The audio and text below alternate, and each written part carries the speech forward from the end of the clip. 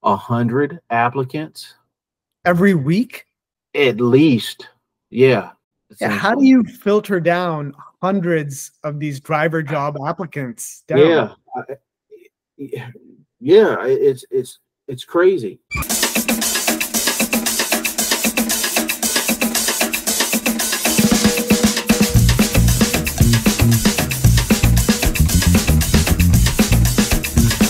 Welcome back to NEMT Experts. I've got a rock star NEMT business owner and Bambi customer with me today, Sam Harris. Sam, how you doing, man? I'm doing well, sir. How about you? Rocking and rolling. Thank you for joining us. Sam, I'm going to ask you a bit about how you got from 0 to 1 with your NEMT business. Just to quickly give the audience an overview, you operate with how many vehicles right now? 2 vehicles right now. And you operate where? I am in Richmond, Virginia. Okay. And how long ago did you start your NEMT business on time, on target, which, by the way, nice cap, good swag. Thank you. Thank you. Yeah, we started about 2 years ago here in Richmond. It was kind of, I'd say, something that I always wanted to do. You know, I'm a logistician by trade. And I always just kind of wanted to start my own business, and you know, the transportation industry always felt like a good fit. In your first year of business, you've been operating 2 years now, how much revenue did you expect to make? Wow, that's a good question. How much revenue did I expect to make in my first year? First year? Really not a whole lot, because of all of the, you know, because of all of the startup costs. I would say, you know, between 25 and maybe 30,000 for the first year. Okay. And how much did you actually end up making in that first year? Oh, wow. Nowhere near that, right? Nowhere near that. I'd probably say maybe about half of that. Okay. I'd say about half of that. Okay. And in that first year, had you moved up to 2 vehicles yet? No. That first year, it was just 1 vehicle and myself. Okay. When did you get that second vehicle? That second vehicle, I got that probably about, I'd say about 6 months ago. Okay. Give or take. Yeah, I'd say about 6 months ago. How did you know it was time to get the second vehicle? Well, how did I know it was time? Well, I knew that it was time to get my second vehicle when I really couldn't keep up with the amount of work that I was getting. You know, I was doing a lot more work than I had anticipated, and I just couldn't keep up with it. So I felt like, okay, now it's time to kind of step my game up and get another vehicle. Were you turning away a lot of rides, and that's what made you decide, like, hey, I want to keep this revenue? Yes, I was missing a lot of opportunities. I felt like I was missing a lot of opportunities, and yeah. So essentially, you know, I said, well, you know, let's go ahead and pick up another vehicle and see if we can, you know, go ahead and pick up some of those rides that we were losing. And where were these rides coming from, and where are they coming from, right? Like, what's your sort of mix of, like, brokers, private pay? Like, what's your source of rides? Well, it's a kind of a mix, right? It's a toss up between, you know, my private pay, and I've got some small contracts with local rehab centers, and I work with the Veterans Administration here in Richmond. Okay. And so you've developed price rates for your private pay with the Veterans Association and some of your others. How did you develop your price rates? Well, that's a really good question. I just, kind of searched the internet. I looked at my competitors, and I picked my pricing kind of like in the median. I didn't price myself at the highest, and I didn't price myself at the lowest. I just kind of kept my prices kind of right there in the middle, kind of in a sweet spot, and that's been pretty good for me. Okay. Do you measure like how many miles a day your vehicles typically drive, or how much it's costing you to keep a vehicle on the road for a day? No, not really, not really. At this point, I'm just glad to get through the day and get the rides complete at this point. I'm still, kind of struggling a little bit with, with personnel and keeping up with, with the amount of rides I'm getting. Okay. So, but I would, eventually I would like to because I'm kind of driving, I'm still doing some of the driving myself. I would like to, step away from that and start working on some of the, strategic parts of the business to try to, really, kind of keep up with the management part. When do you think you'll sort of get to that part? So like right now, it's two vehicles, you're driving one of them. Do you think that when you get to a certain number of drivers and vehicles, like then you'll take a step back from driving? Uh, yeah. So I'm in the process of hiring a couple more people, and I feel like when I can get some solid individuals, I will, step back and focus more on the management side of things. Right now, it's kind of been a struggle to find some solid help. Yeah, totally. I mean, that's what everyone tells me. Yeah. When you hire, I mean, you've hired one other driver to drive your second vehicle. How did you think about, like how you'd pay that person? Like, did you just start with like a full salary up front, or do you pay by hour, or how did you think about that? Yeah. I checked around with some of my competitors to kind of see how they were paying their employees, and I wanted to be competitive in my salary. So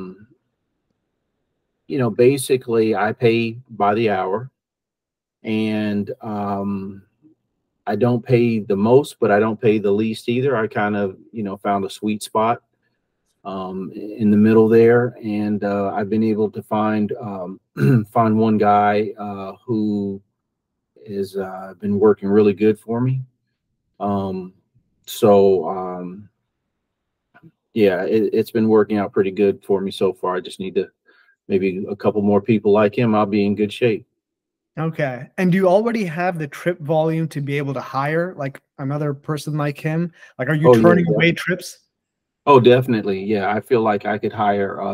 If I could find the right person, I could put them to work immediately, Okay. probably full time. So then like the missing piece is just the driver. Like, do you already have like a vehicle lined up that you could get? Absolutely. Yeah, I do. Okay. Yeah. Yeah. Let me ask you I about, pretty much, I think I think I have the volume. I think I have the volume. It's just a matter of finding the right person.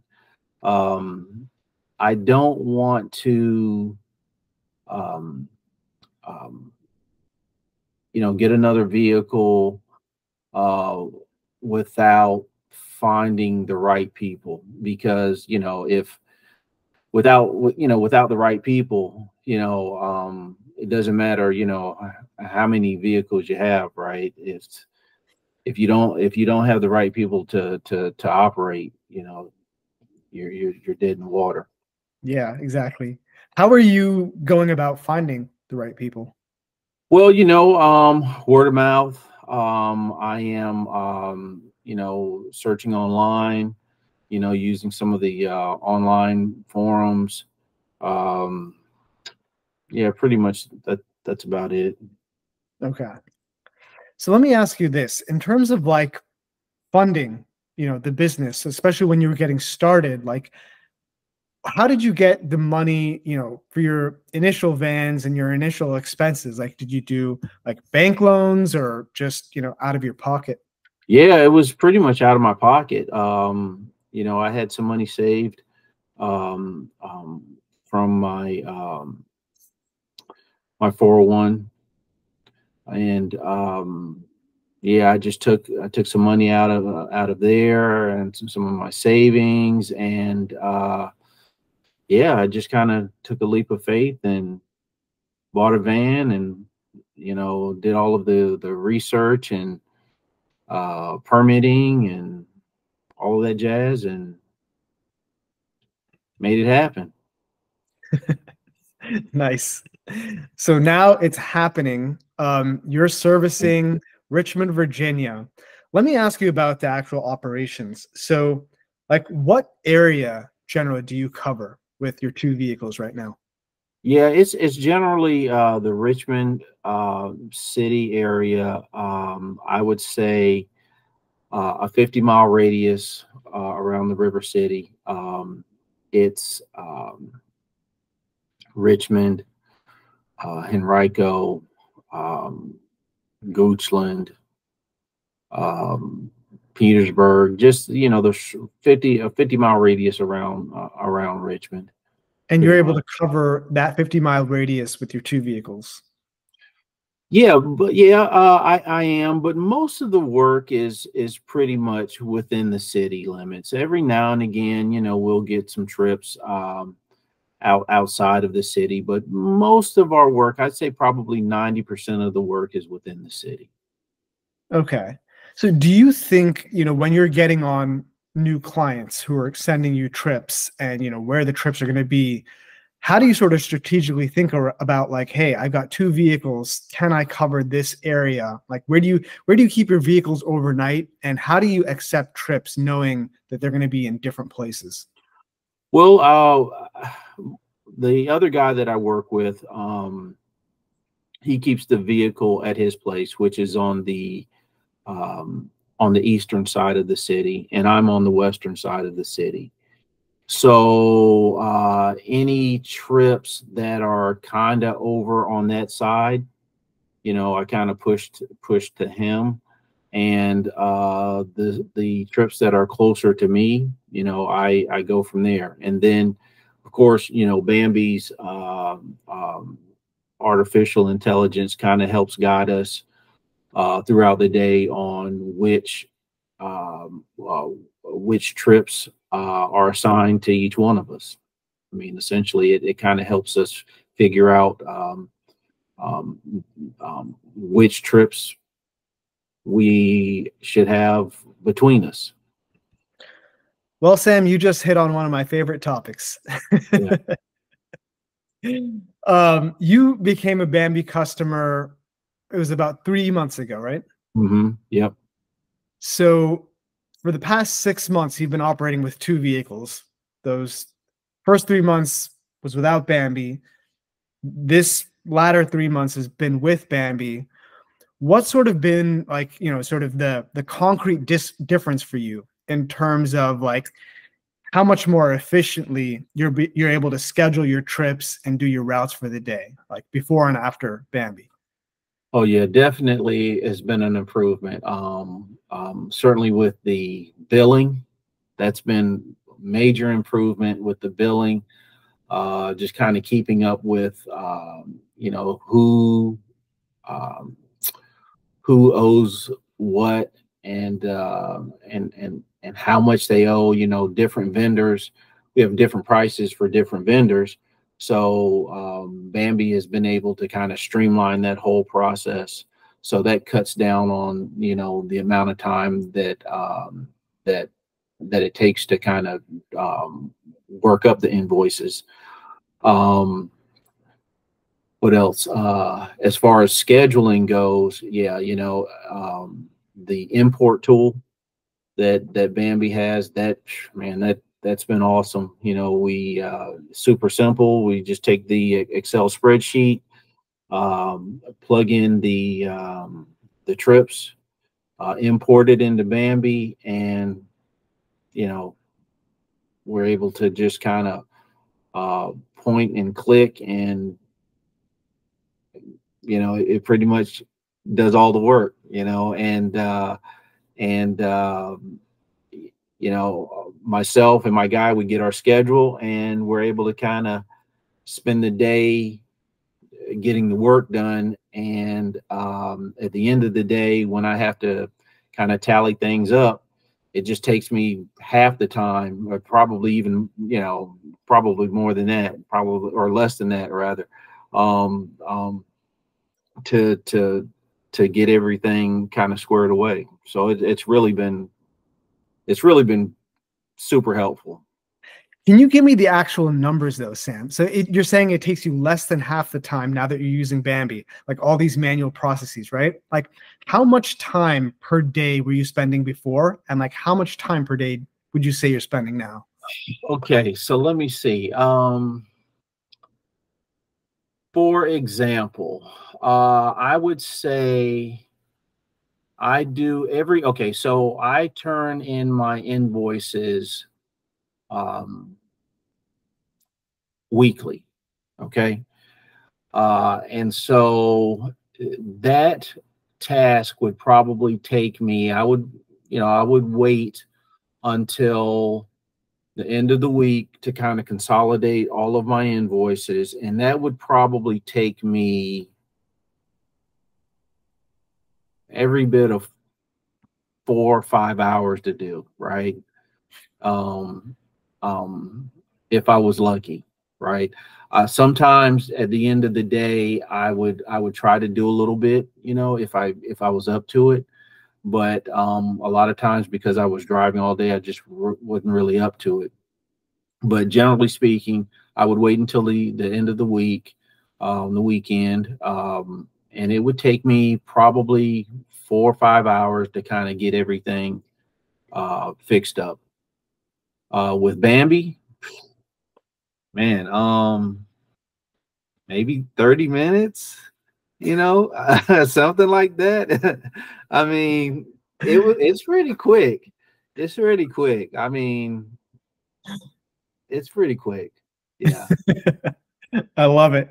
Yeah, it's definitely a good program. I appreciate it.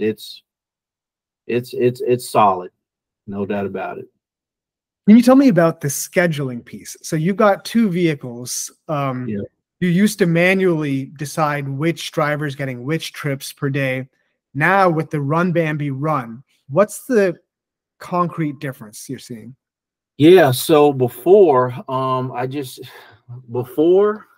I was kind of using this bad boy, right? I mean, it was just you know, a book, and I would, you know, take a phone call, you know, write it in my book, and then, you know, decide, okay, okay, look at the map and say, okay, you know, my guy's name is Messiah. Okay, Messiah, you get this one, I'll get this one, and then I just kind of, you know, try to figure it out the best that I could. Um, but now, of course, you know, with the import tool, it takes zero time basically. Um, so I don't know did I answer the question? I mean, it's super quick. Yeah. So you click Run Bambi Run, right? Yeah, yeah. Most of the time, I click Run Bambi Run. Sometimes I just manually assign. You know, depends. You know, because sometimes some of the trips require um, um, Well, one of my vans is a 2 wheelchair van, right? And I can get two wheelchairs in that van. And so I will manually assign, I will manually assign those trips for, for that, for those assignments, essentially. Yeah. So most of the time I use Run Bambi Run, but on occasion I will manually assign trips to myself or to Messiah. But I mean, it gives me the option to do either. Yeah. Let me switch gears a bit and ask you about your vehicles. Okay. So you've got one vehicle that can hold 2 wheelchairs at a time, right? Yep. And what about your other vehicle? The other vehicle is a minivan. It's a wheelchair accessible minivan. Okay. So how did you think about deciding on these vehicles to purchase? Well, it's kind of funny. So the first vehicle that I purchased was the Ram ProMaster. It's a 1500 Ram ProMaster, and it was already kind of outfitted for this type of business. And it just gave me a lot of options. I could move, I could move the seats around. I could take them out, add more seats. It just gave me a lot of options. And so I felt like, okay, well, it was so customizable that if I needed to change things up, I felt like, okay, this could work for me, right? And it has worked out pretty good because the VA on occasion will need will need a high capacity um, um, transport or 2 wheelchairs at a time. There's a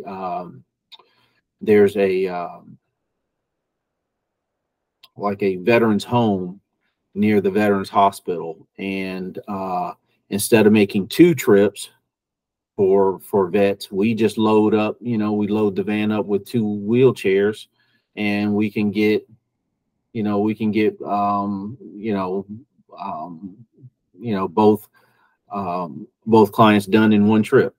And so there's quite a bit of that. Or a lot of these guys have like larger wheelchairs that just can't get in a normal minivan. They might be a little bit taller or motorized, that they just can't get in a normal minivan. And so the high capacity van that I have works out really good. That was the first van that I got. The second van that I got was it was a minivan, Toyota Sienna, rear entry, and that has also worked out really good because that van has a little bit wider ramp, and um, yeah, I mean, and it's a very reliable, solid vehicle, and I've been really happy with it. Okay, so these vehicles, they give you a lot of flexibility in handling different kinds of wheelchairs of different sizes, customers. Um, how is your mix of customers? You mainly do wheelchair passengers, right? Well, it's probably a 50-50 mix between ambulatory and wheelchair. Okay. And the passengers that you actually transport, like, have you dealt with upset passengers or passengers that are difficult, or is it pretty smooth across the board? Yeah, for the most part, most of my clientele are very, very pleasant to work with. Initially, when I started the business, I work with some discharge clients who were coming from, I guess, like bar fights and things of that nature. Every now and again, who are a little belligerent, but nowadays I'm working with veterans and people from rehab centers, and they're very pleasant. I rarely have any problems. They're very good clients. Okay, nice, nice. In fact, I really am looking. I really want to get another vehicle. I think I'll have the volume, with the VA. I just, my main thing is just finding some solid help, man. Really, that's just the biggest thing. I got to find some people to run it. I can only do so much. You Do know, you interview drivers like regularly and like none of them meet the mark? Is that what it is? well, I had another person, and they told me that they wanted to work full time, and I had them for about, I don't know, probably about 3 weeks, and I never got a full week out of them, man. It was always every week it was something, and then finally I was like, forget it. I'll just get back on behind the wheel, and it was just stressing me out. It was just constantly, I was on the phone with them trying to figure stuff out, and I couldn't get them to, make any decisions on anything. It was just a nightmare, man. So, I'm back behind the wheel now. So But was it like when he or she did drive, like it was good, but you just couldn't rely on that person to be driving when you needed? right, right. It was always something, some excuse, you know, Yeah. it was that the person came highly recommended. And I probably leaned on that recommendation more than I should have, you know. Um, and I didn't probably vet that person um, um, more than I should have, really. I just kind of went off the recommendation because I know the person, and I gave it a try. And maybe the first few days it worked out pretty good, and then it just started to kind of go downhill. Strike one, then strike two, then strike three, and it was like, ugh, So anyway, I think I found another person, but we're still kind of doing the whole background investigation. We're going through the whole Vericore background, MVR, urinalysis at this point. So How maybe much it'll does work. that cost you to do all that background? I think that's like I think it's like $100, $120, something like that per person. Yeah. You're using like Indeed.com and job boards like that to put Yeah. out your driver job posting? Yeah. Yeah. Indeed. Okay. Like, are you getting a lot of applicants? Oh, yeah. I like a ton. Like, How many applicants a week? well, I mean, I unpaused my ad, and I don't know, probably 100 applicants Every week? at least. Yeah. I mean, it's like, I mean, it just blows up, right? And then I just have to stop it because my email is just going crazy, you know. Um, and I just have to stop it, you know what I'm saying? And then of course, I just have to, kind of take my time to kind of go through these things. And then, it's just kind of like, I don't even know where to start, really. You know, it's just overwhelming, Yeah. How do essentially. you filter down hundreds of these driver job applicants down? Yeah. Yeah. It's crazy. So Well, like, the how lady that actually I'm do you do it? well, the lady that I'm looking at now, she worked for the company that I used to that I was a sub under, and I actually know her. She was a driver. She was a driver for the company that I used to work with, and I recognized her. And so, you know, I've seen her out there driving. I know she comes to work.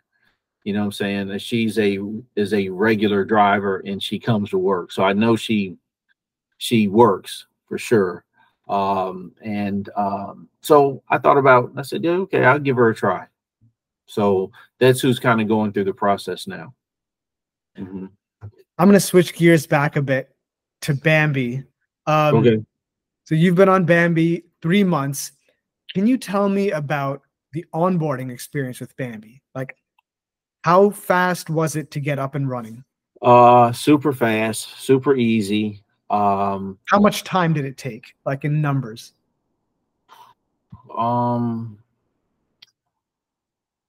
I would say it took about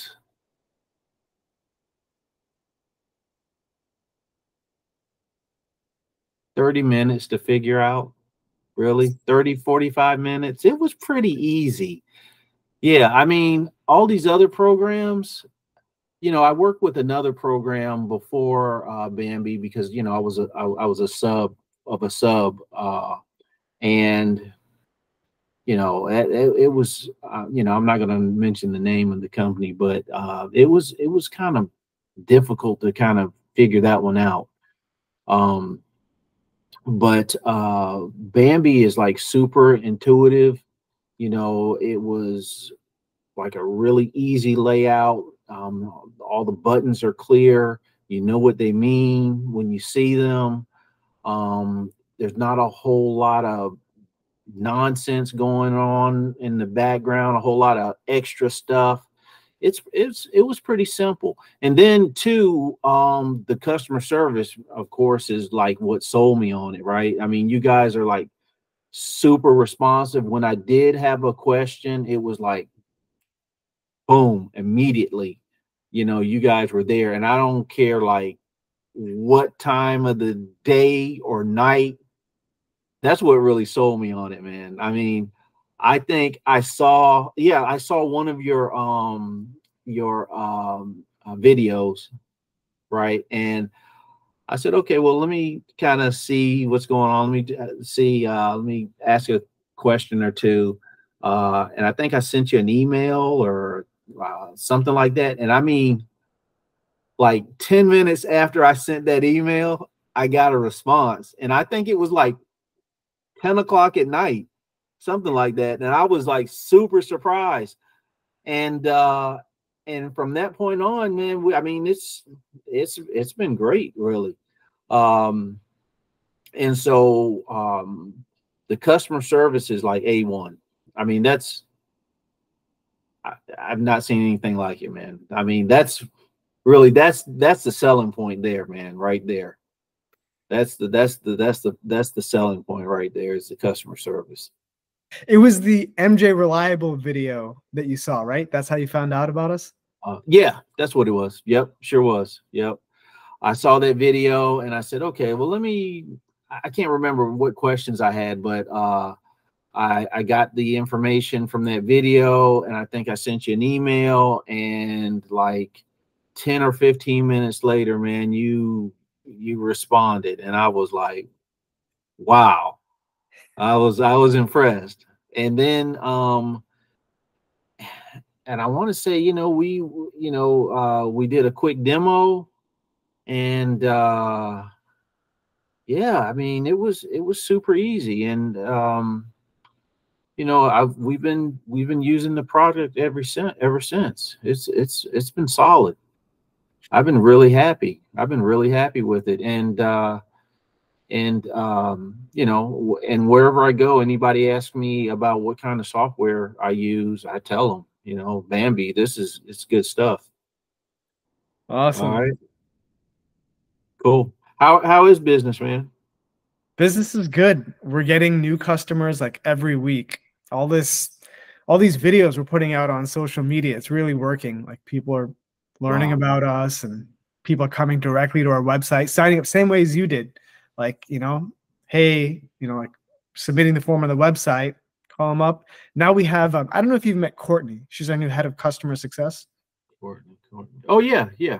Yeah, yeah. So she is like sort of onboarding customers now, and she's most of our customers like point of contact. So it's just like, they come in through the website, I show them the demo, they sign up, Courtney onboards them, helps them, and just like every week we're getting more customers now. So awesome. yeah, Awesome. Cool. That's good stuff, man. That's good stuff. Well, don't forget the small guys, man. Don't forget us little small guys out here. Hey man, you are the backbone of Bambi. That's right. That's right. Don't forget us. You got my phone number anytime, man. Okay. All right. Cool. That's my promise. Cool. I don't know too many CEOs, man. You don't need to know too many. You just need to know this one. I hear you. That's what's up. Okay. I got it. I got it. Yeah. Run, Bambi, run. Oh, yeah. Run, Bambi, run. No doubt. No doubt. Yeah. Nice. Awesome.